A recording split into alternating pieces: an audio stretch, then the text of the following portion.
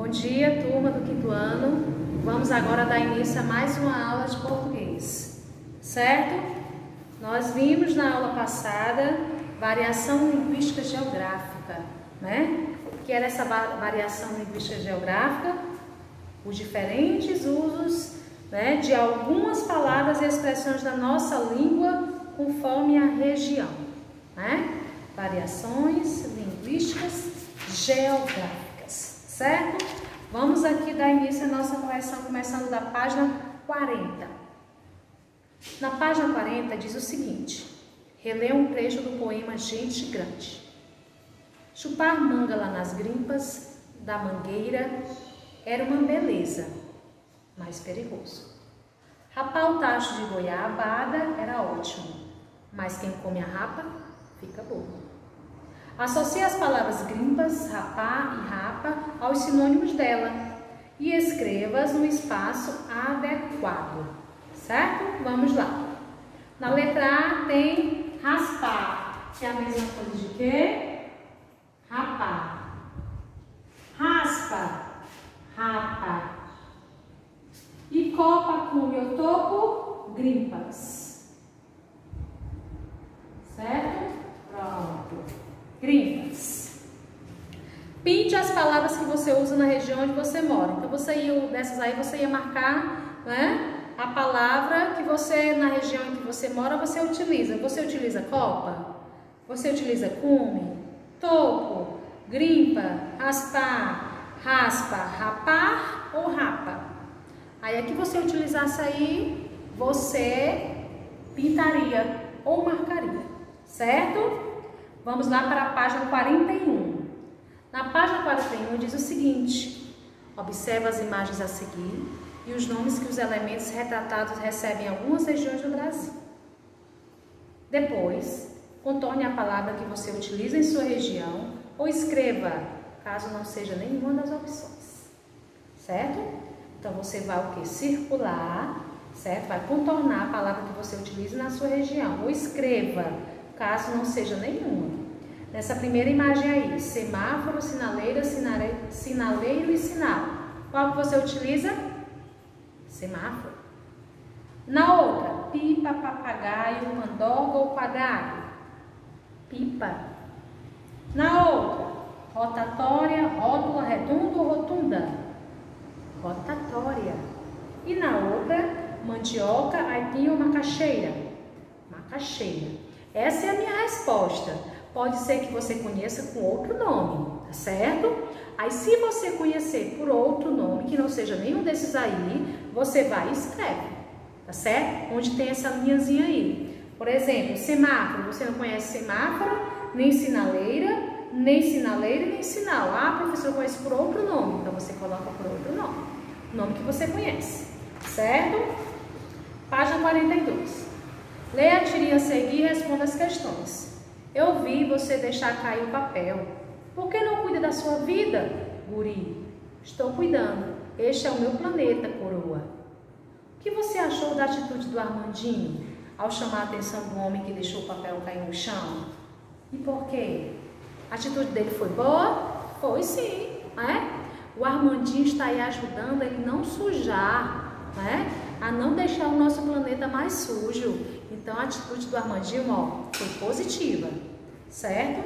Na B, no segundo quadrinho, que palavra o homem utilizou para se dirigir ao Armandinho? Ele chamou o Armandinho de quê? De que foi? De guri, né? Se o homem fosse da região onde você mora, ele teria usado essa mesma palavra? Não. Por quê? Porque são de regiões diferentes. Aqui a gente usa garoto, né? Menino, certo? Então, dependendo de cada região, a palavra ela é colocada do jeito que você conhece, certo? Página 43. Marcelo é paranaense e se espantou ao saber que a temperatura de sua cidade chegaria a quase 40 graus. Então, tem ele aí dizendo, puxa, vai fazer muito calor. No local onde Marcelo vive, o termo puxa, expressa espanto. Veja o mapa ao lado, as variações desse termo de acordo com as regiões. Ó. Oxe, uai, caramba, bah, caraca, né? Quais são as variações para essa expressão de espanto? Em que regiões elas são mais comuns? Então, você iria escrever aí, ó, certo? Deixa eu apagar aqui que é para você poder escrever. Aí você iria colocar, você tem que colocar aí, ó. Bah, Rio de Janeiro. Aí, ó, Rio de Janeiro. Caramba, São Paulo. Caraca, Rio de Janeiro. Aqui é Rio Grande do Sul, certo? Rio Grande do Sul, perdão. Rio de Janeiro. Uai, Minas Gerais. Oxi, Bahia. Certo? Pronto. Qual a expressão você utiliza para expressar espanto ou admiração? A gente utiliza o quê? Nossa, né? Eita, né? A gente também utiliza, né? Uau! São expressões que nós utilizamos aqui. Mas essas aqui, né, ó, são que foram retiradas aqui do mapa, tá certo? São expressões de admiração ou espanto que são utilizadas no Rio Grande do Sul, São Paulo, Rio de Janeiro, Minas Gerais e na Bahia, certo? Pronto. Hoje nós vamos ver o poema narrativo, certo? O que é esse poema narrativo? Olha só. Há diversos poetas brasileiros que escreveram poemas belos e com muita sensibilidade. Dentre eles merece destaque Manuel de Barros. Esse poeta escreveu para o público adulto infanto-juvenil. Seus poemas são conhecidos por tratar de temas simples, que muitas vezes passam despercebidos por nós. Leia o título do poema a seguir. Quando diz assim, o menino que carregava água na peneira. Você sabe sobre que assunto o poeta vai tratar? É possível afirmar que o título do poema é criativo e poético? O que há nele que lhe confere essas características? Vamos ler o poema, olha só. O menino que carregava água na peneira. Tem um livro sobre águas e meninos. Gostei mais de um menino que carregava água na peneira. A mãe disse que carregar água na peneira era o mesmo que roubar um vento e sair correndo com ele para mostrar aos irmãos. A mãe disse que era o mesmo que catar espinhos na água, o mesmo que criar peixes no bolso. O menino era ligado em despropósitos. Quis montar os alicerces de uma casa sobre orvalhos. A mãe reparou que o menino gostava mais do vazio do que do cheio. Falava que os vazios são maiores e até infinitos. Com o tempo, aquele menino que era cismado e esquisito, porque gostava de carregar água na peneira, com o tempo descobriu que escrever seria o mesmo que carregar água na peneira. No escrever, o menino viu que era capaz de ser noviça, monge ou mendigo ao mesmo tempo. O menino aprendeu a usar as palavras. Viu que podia fazer peraltagens com as palavras e começou a fazer peraltagens. Foi capaz de interromper o voo de um pássaro botando ponto final na frase. Foi capaz de modificar a tarde botando uma chuva nela. O menino fazia prodígios. Até fez uma pedra da flor. A mãe reparava o menino com ternura. A mãe falou: meu filho, você vai ser poeta. Você vai carregar água na peneira a vida toda. Você vai encher os vazios com as suas peraltagens. E algumas pessoas vão te amar por seus despropósitos. Certo? Então, esse aqui é um poema narrativo de Manuel de Barros. Né? Esse poema que tem aqui, o menino que carregava água na peneira. Né? Eu tenho aqui outro poema que fala o seguinte, ó. Vamos ouvir aqui, outro poema narrativo. A raposa e as uvas. Contam que certa raposa, andando muito esfaimada, viu roxos maduros cachos pendentes de alta latada. De bom grado os trancaria, mas sem lhes poder chegar. Disse então verdes, não prestam, só cães os podem tragar. Eis que cai uma parra, quando prosseguia seu caminho, e crendo que era algum bago, volta depressa o focinho. Certo? Esse é outro tipo de poema narrativo. Esse que a gente viu aí do Manuel de Barros, tá certo? Esse poema narrativo aí, minha gente, ele é um texto que narra uma história em versos, com personagem, narrador, tempo e espaço. Geralmente ele é mais extenso que os outros poemas e também podem apresentar rimas, certo? Você observa aqui, ó, que nesse poema ele não tem estrofes, ele só possui versos, certo? Se a gente fosse contar aqui quantos versos possui nesse poema aqui, né? A gente chegaria a uma quantidade muito grande de versos, né? Que são as quantidades de linhas. Ele pode apresentar rimas ou não, de acordo com o que diz aqui, tá certo? E também no poema, né? No poema narrativo, ele tem um personagem ou personagens, tem um narrador, que é a pessoa que narra a história, né?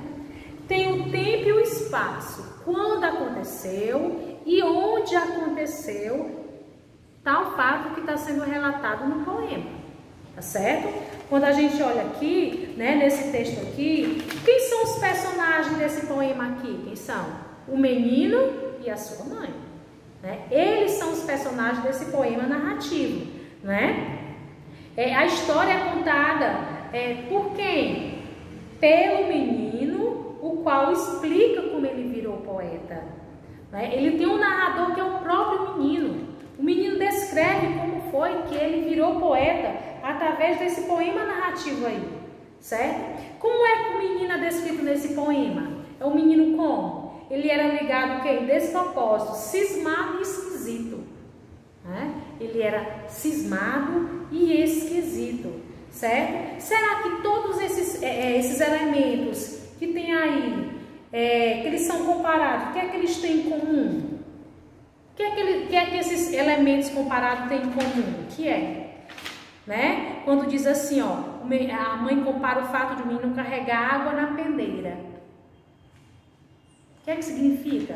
Esses elementos aí, eles são todos impossíveis, pessoal, de se realizar. Impossível, certo? É impossível roubar um vento e sair correndo com ele. É impossível catar espinhos na água, né? É impossível criar peixes no bolso. Então, são algo aí que aconteceu, né? É impossível interromper o voo de um pássaro, botando o ponto final na frase, certo? É impossível modificar a tarde, botando uma chuva nela. E é impossível até, né, fazer uma pedra da flor, certo? Então, esse aqui foi o poema narrativo do Manuel de Barros, né, conhecido como Nequinho por sua família. Nasceu em Cuiabá, no Mato Grosso, e ele escreveu seu primeiro poema aos 19 anos, e daí em diante estava sempre no meio dos versos, sempre, certo? Sua primeira publicação foi o livro Poemas Concebidos Sem Pecados, que foi lançado em 1937. Tá bom? Então, vocês vão fazer em casa da página, vão ler novamente a 44 e 45 e vão fazer da 46, tá certo? Até a página 48, né? Página 48. E essa página 49 aqui, que foi a página passada, semana passada, né? Onde dizia assim, ó, dizia o seguinte: morava muito longe da praia e Júnior queria conhecer o mar.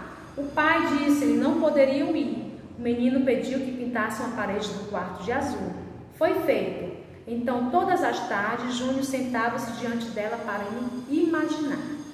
Que sentimento, menino, quando despertou em você? Quando você leu, que sentimento desperta em você? Pessoal, qual era o desejo da criança? O que é que ela queria? Conhecer o mar. O que a criança fez para realizar seu desejo? Pediu que pintasse a parede do quarto de azul e passou a usar a sua imaginação, né? Tá certo? Tá bom? Pronto, depois que você realizar essa atividade, nós vamos começar hoje, pessoal, outro paradidático, certo? Esse outro paradidático é este, Mamãe Tá Careca, certo? de Juliana Vermelho Martins, tá bom? Vocês vão realizar a leitura da página 8 até a página 20, tá certo? Onde na sinopse desse livro diz o seguinte, ó. Exércitos inimigos invadem o território de Leonardo. É uma verdadeira luta do bem contra o mal. Seus heróis caem, quase sem forças, mas uma grande energia surge e eles levantam. Nas brincadeiras do garoto, tudo é possível. No entanto, o real inimigo de Leonardo é o monstro grande e escuro que chegou de repente, de mansinho, e assusta não só a ele, mas também a sua mãe, provocando a sensação de que alguma coisa ruim está para acontecer, certo? Nesse livro aqui, pessoal, quando vocês começarem esse livro, vocês vão se emocionar na leitura desse livro, certo? Porque fala de muitas coisas que às vezes está na atualidade de muitas pessoas, tá certo? Nós temos aqui essa capa, ó, da Juliana Vermelho Martins, que é a autora, né, do livro Mamãe Tá Careca, certo? Editora FTD, a ilustração Cecília Esteves, tá certo? Onde temos aqui a dedicatória, né, ó, para Felipe e Ana Luísa. Este livro existe porque vocês existem, certo? Essa é a dedicatória do livro. E vocês vão ler da página 8, certo? Até a página 20. Na página 8, vocês têm um capítulo que fala: a batalha se aproxima, certo? Já na página 12, a invasão. Que invasão foi essa, né? Que vocês vão ler até a página 20, que na página 17 temos o general inimigo é eliminado. Então vocês vão ver, pessoal, essa história é muito emocionante. É muito bacana essa história de Mamãe Tá Careca. É muito importante que vocês leiam do começo até o fim, certo? Vai ter gente que vai começar a ler e vai dizer: ah, professora, eu continuei, não li só as páginas que a senhora mandou. Então não tem problema, certo? Aqui nós temos também a biografia da Juliana Vermelho Martins. Quem era ela? Vamos começar pelo mais fácil. Sou paranaense, nascida em Curitiba, onde vivi até os 34 anos. Nesse tempo estudei, fiz faculdade de informática, casei, tive um filho, fiz mestrado e durante 10 anos trabalhei como professora universitária, ensinando meus alunos a criar programas de computador. Tudo muito exato, uma estrada reta, sem curvas pelo caminho, mas aí um dia acordei e pensei que queria lecionar francês.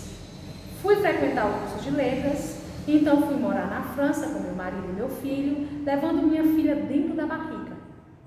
Foram anos por lá, família e amigos queriam saber as novidades, então eu comecei a escrever um blog, que acabou fazendo sucesso. Muitos disseram: por que você não escreve um livro? Eu? Programadora, professora, e aí, escritora? Quem sabe, quando voltamos para o Brasil, não sabia que haveria mais curvas nesse caminho. Um dia descobri uma bolinha no seio. Pois é. Foram longos meses de tratamento. Quando a parte mais difícil chegou ao fim, veio a vontade de contar essa história. Não do jeito que eu tinha vivido, mas do jeito que eu achava que meus filhos tinham vivido. Tentei imaginar a experiência pelos olhos deles e colocar palavras nisso. Colocar palavras nas experiências é coisa, às vezes bem difícil de fazer, porque essas palavras faltam. Foi assim que esse livro surgiu.